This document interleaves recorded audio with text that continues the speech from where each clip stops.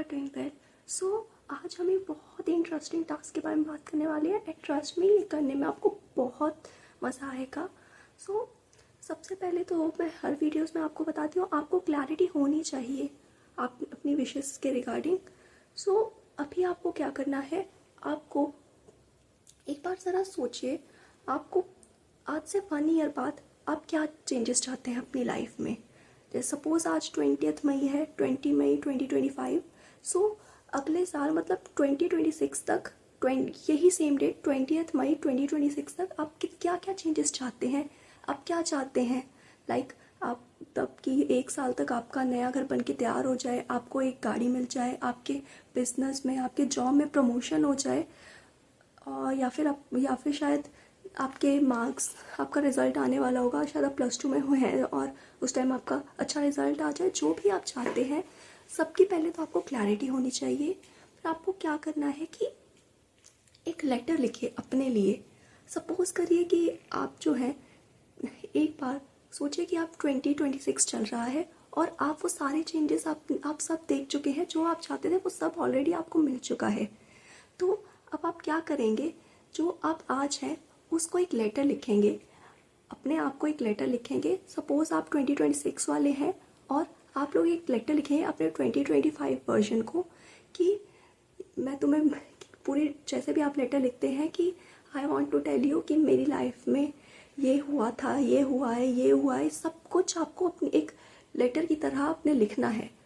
और आपने पूरी विजुअलाइजेशन के साथ आपने लिखना है। ये सब कुछ आपको महसूस करना है कि ये ऑलरेडी हो चुका है।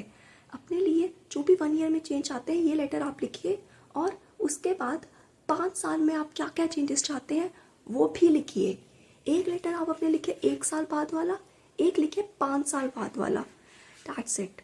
और बाकी जो भी आपको वाइब्स आती हैं वो सब आप पे डिपेंड करता है। पूरे वाइब के साथ आपको लिखना है और विदाउट एनी डाउट। एक बार आपने लिख लिया, बस छोड़ देना है। उसके बाद आप अपने काम में व्यस्त हो जाइए, बिजी हो जाइए अपने वर्क में।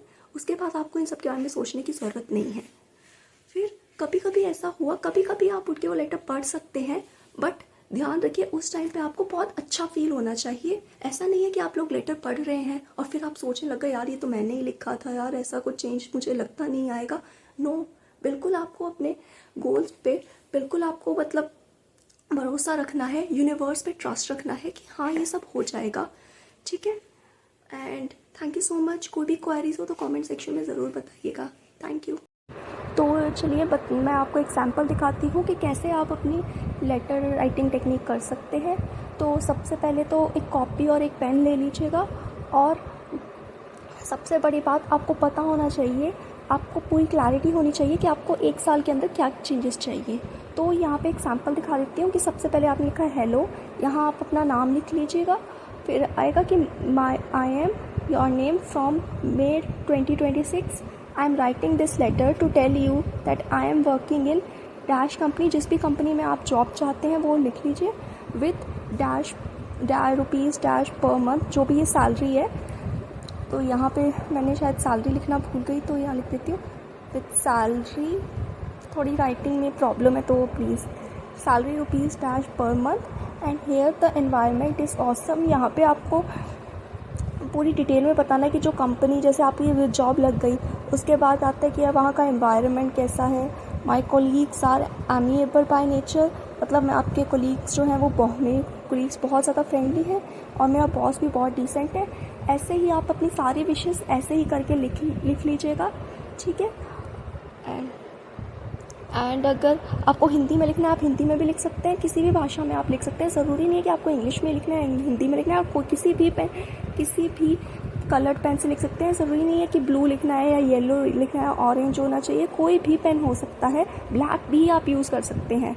ये बहुत बड़ा मिथ है लॉ ऑफ अट्रैक्शन में कि ब्लैक से चीज़ें मैनिफेस्ट नहीं होती हैं, बहुत बड़ा मिथ है। तो किसी भी पेन से लिख लीजिएगा, लेकिन आपको पूरी क्लैरिटी होनी चाहिए। और जब आप लिखें तो बिल्कुल ऐसी आपको फीलिंग आनी चाहिए कि हाँ आप उस जगह पे हैं जहाँ आप चाहते हैं, ठीक है। And thank you so much.